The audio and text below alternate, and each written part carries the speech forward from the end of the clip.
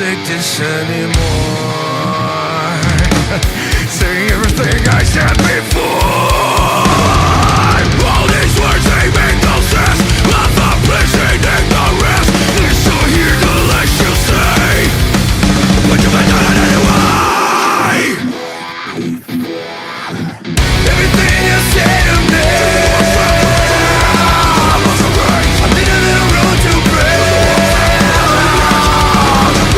I find the answers not so clear. Wish I could find a way to disappear. All these songs, they make no sense. I'm not pleasing ignorance.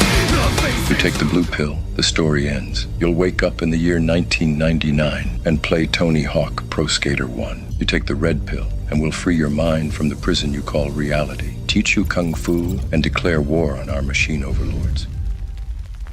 But then, after a truly bitchin' car chase, Colonel Sanders will explain that our rebellion was actually part of his plan to keep the Matrix stable.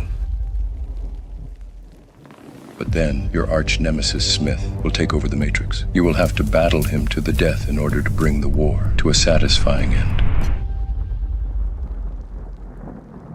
But then, the machines will bring you and your girlfriend back from the dead in order to harness the power of your love. To maintain the romantic tension, they'll give you a wingman named Jude. MILF. He'll convince you that the Matrix is actually just a video game that you created. You'll believe your name is Thomas Anderson, the man the character of Neo is based on. But no one will know it's you because you'll look old and bald. The only way for you to escape is to create a sentient artificial intelligence on your Dell laptop, and then wait for someone to break in and steal it. You will call this artificial intelligence Morpheus, but it won't be me. He'll be like a younger, sexier version of me. Much of this will be explained by your therapist, Dr. Doogie Howser, as he uses bullet time.